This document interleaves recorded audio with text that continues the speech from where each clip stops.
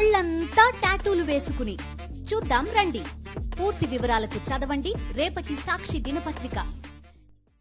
మానసికంగా ఇబ్బంది పెట్టాలి, పొలిటికల్గా ఇబ్బంది పెట్టాలి, ఆర్థికంగా ఇబ్బంది పెట్టాలి అని రకరకాల కుట్రలకు రేవంత్ రెడ్డి గారి ప్రభుత్వం ఇవాళ ప్రయత్నం చేస్తూ ఉంది.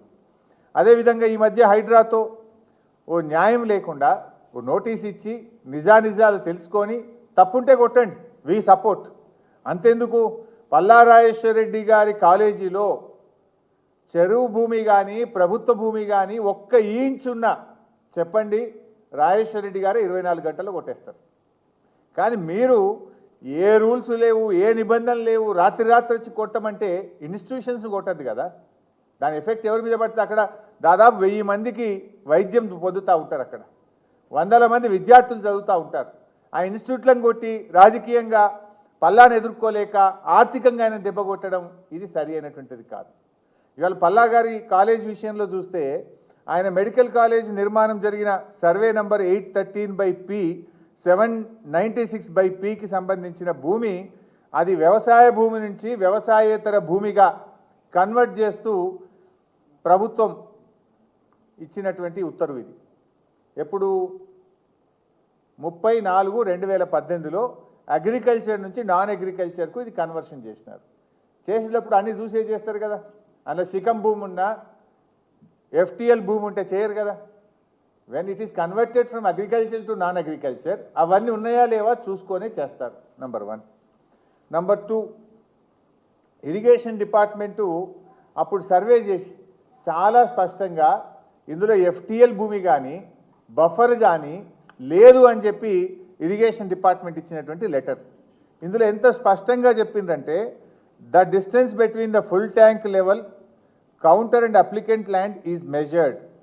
It is to certify that the applicant land is not affected in the full tank level and buffer zone of Nadem Cheruvu. ఇంత స్పష్టంగా అందులో FTLలో కానీ బఫర్లో కానీ లేదని ఇరిగేషన్ డిపార్ట్మెంట్ కొలిచి సర్వే చేసి అప్పుడు రిపోర్ట్ ఇచ్చింది. దాని తర్వాత మీరు joint survey irrigation and revenue department కలిసి జాయింట్ సర్వే చేసి వాళ్ళు కూడా రిపోర్ట్ ఇచ్చింది. ఇది దానికి సంబంధించిన పేపర్. ఈ జాయింట్ సర్వేలో కూడా మీరు చూస్తే it was observed that no part of land in survey number 813 part of is coming under FTL and buffer zone area of Nadam Cheruvu Ghatkesar Medchal district. ఒక చిన్న ముక్క కూడా FTLలో కానీ బఫర్లో కానీ రావడం లేదని రెవెన్యూ మరియు ఇరిగేషన్ శాఖలు సంయుక్త సర్వే చేసిన తర్వాత ఇచ్చినటువంటి రిపోర్ట్ ఇది. ఆ తర్వాత జిల్లా కలెక్టర్ అప్పుడు MV రెడ్డి గారు ఉన్నారు. జిల్లా కలెక్టర్ గారు కూడా ఆయన జిల్లాకు సంబంధించినటువంటి మీటింగు, హై లెవెల్ మీటింగ్ జిల్లాది పెట్టి వారు కూడా రిపోర్ట్ ఇచ్చిండ్రు. ఇది జిల్లా కలెక్టర్ గారు ఇచ్చినటువంటి రిపోర్ట్ ఇది. ఇందులో జిల్లా కలెక్టర్ గారు కూడా ఏం report ఇచ్చిండ్రంటే in this regard it is to inform that NOC is considered for survey number 813 by part at measuring 6 acres 20 guntas of Korremula village Gatkesar mandal. అంటే ఈ డిస్ట్రిక్ట్ లెవెల్ కమిటీలో కూడా అందరూ ఆఫీసర్లు కూర్చొని సర్వే చేసి ఇక్కడ ఎలాంటి FTL కానీ బఫర్ భూమి లేదని ఆయన NOC కూడా జిల్లా కలెక్టర్ గారు అప్పుడు ఇచ్చినటువంటి పేపర్ ఇది. ఆ తర్వాత HMDA కాలేజీ కట్టేటప్పుడు HMDAకి వెళ్ళి HMDAలో కూడా పర్మిషన్ తీసుకున్నారు. ఆ పర్మిషన్లో కూడా సెల్లార్ ప్లస్ 6 అప్పర్ ఫ్లోర్స్కు స్పష్టంగా ఇది HMDA పర్మిషన్. HMDA పర్మిషన్తోనే కాలేజీ నిర్మాణం కూడా చేయడం జరిగింది. అంటే ఈరోజు ఇరిగేషన్ డిపార్ట్మెంట్ పర్మిషన్ ఉంది, రెవెన్యూ డిపార్ట్మెంట్ నాలా కన్వర్షన్ చేసింది, డిస్ట్రిక్ట్ హై లెవెల్ కమిటీ మీటింగ్లో జిల్లా కలెక్టర్ గారు NOC ఇచ్చిండ్రు, HMDA పర్మిషన్ ఉంది. ఇంత స్పష్టంగా ఉన్న తర్వాత ఇవాళ మీరు ఆయన మీద ఉద్దేశపూర్వకంగా ఈ కుట్రలు చేసి దాడి చేయాలని ప్రయత్నం చేయడం అనేటువంటిది ఇది కేవలం రాజకీయంగా జరుగుతున్న కుట్ర తప్ప ఇంకోటి లేదు. మేము అడుగుతున్నాం, మీరు రండి, జర్నలిస్టులు రండి, మొత్తం మీడియా సమక్షంలో రెవెన్యూ డిపార్ట్మెంటు ఇరిగేషన్ డిపార్ట్మెంట్ వచ్చి ఫిజికల్గా కొలవండి, అక్కడ మెజర్ చేయండి, ఈ రికార్డులన్నీ పరిశీలించండి. 1 ఇంచ్ ఉన్నా పల్లారాజేశ్వరరెడ్డి గారు తానే కొట్టేయడానికి సిద్ధంగా ఉన్నాడు. ఆ రోజు చెరువు మత్తడి దుంకేటప్పుడు FTL ఎక్కడ దాకుందో చూసి మత్తడి దుంకేటప్పుడు FTLను గుర్తించి దాని నుంచి బఫర్ జోన్ కూడా కొలిచి ఆ రోజు ఎన్ఓసి ఇచ్చిండ్రు. ఇంత స్పష్టంగా ఆధారాలు ఉన్న తర్వాత ఇవాళ పల్లా గారి మీద ఈ రకంగా చేయడం అనేటువంటిది మంచిది కాదు. నేను అధికారులను కూడా కోరుతా ఉన్నా, ఇవాళ ప్రభుత్వాలు ఎవరు శాశ్వతం కాదు. మీరు అత్యుత్సాహంగా బురద జల్లడం చేయకండి. నిజంగా ఉంటే చేయండి. మేమేమి హైడ్రాకు వ్యతిరేకం కాదు. అక్రమ కట్టడాలను ఖచ్చితంగా కొట్టాల్సిందే. దాన్ని మేమేం సమర్థించం. ఎక్కడ కూడా ఈ అక్రమాలను మేము సమర్థించం. కానీ టార్గెటెడ్గా పొలిటికల్గా రాజకీయ ప్రేరితమైనటువంటి దాంట్లో అధికారులు అత్యుత్సాహాన్ని ప్రదర్శించొద్దు. దయచేసి డాక్యుమెంట్స్ అన్ని పరిశీలించండి, న్యాయాన్ని గుర్తించండి.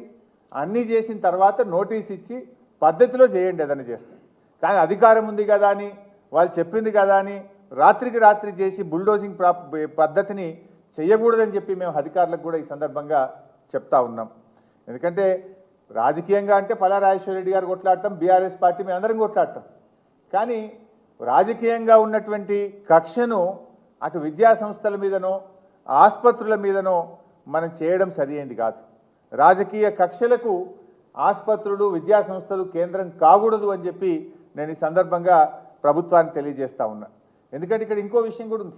ఇప్పుడు ఇది ఒక్క విషయమే కాదు, ఇంత స్పష్టంగా కనబడుతుందంటే రాజేశ్వరరెడ్డి గారి మీద 6 కేసులు పెట్టిండ్రు ఆ కుటుంబం మీద.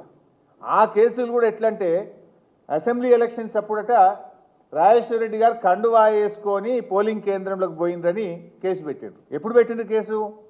ఎలక్షన్ అయిపోయినాక 6 నెలలకు పెట్టిండ్రు. రూల్స్ ఏముంటాయంటే ఎలక్షన్ సంబంధించిన కేసులు ఏదైనా ఉంటే 3 నెలల లోపలనే పెట్టాలి. పెడితే కూడా అది ఎలక్షన్ ఆఫీసర్లో అధికారులో పెట్టాలి. రాజేశ్వరరెడ్డి గారి చేతిలో ఓడిపోయిన వ్యక్తి 6 నెలల తర్వాత దరఖాస్తు ఇస్తాడు, దాని మీద కేసు రిజిస్టర్ చేస్తాడు. ఇట్లా ఈ రకమైనటువంటి అక్రమ కేసులు ఆయన మీద ఒక 6 కేసులు పెట్టారు. అంతేకాకుండా ఈ రాష్ట్రంలో మరో దుర్మార్గమైనటువంటి విషయం ఏంటంటే కేవలం మా పార్టీ ఎమ్మెల్యేలు పల్లా రాజేశ్వరరెడ్డి గారు, మరి రాజశేఖర్ రెడ్డి గారు, మల్లారెడ్డి గారు, వారి తమ్ముడు, ఈ 4-5 కాలేజీలు తప్ప రాష్ట్రంలోని అన్ని ఇంజనీరింగ్ కాలేజీలకు సీట్లు పెంచిండ్రు. 99% కాలేజీలకు సీట్లు పెంచిండ్రు. ఒక్క 4 టార్గెట్ చేసిండ్రు. ఎవరు? వాళ్ళు మా బీఆర్ఎస్ ఎమ్మెల్యేలు. దానికి జేఎన్టీయూ అనుమతి ఉంది, సీట్లు పెంచడానికి ఏఐసిటి అనుమతి ఉన్నది, అవసరమైన ఎక్విప్మెంట్ ఉన్నాయి. ఈవెన్ హైకోర్టు కూడా డైరెక్షన్ ఇచ్చింది. హైకోర్టు చెప్పింది, జేఎన్టీయూ చెప్పింది, ఏఐసిటి చెప్పింది, అన్ని అనుమతులు ఉన్నాయి, అన్ని టెక్నికల్గా ఉండాల్సినటువంటి అన్ని ఫీచర్స్ ఉన్నాయి. అయినా మా ప్రభుత్వానికి విశేష అధికారం ఉంది. వీళ్ళు 4 టీఆర్ఎస్ వాళ్ళు కనుక వీళ్ళకి ఇయ్యం.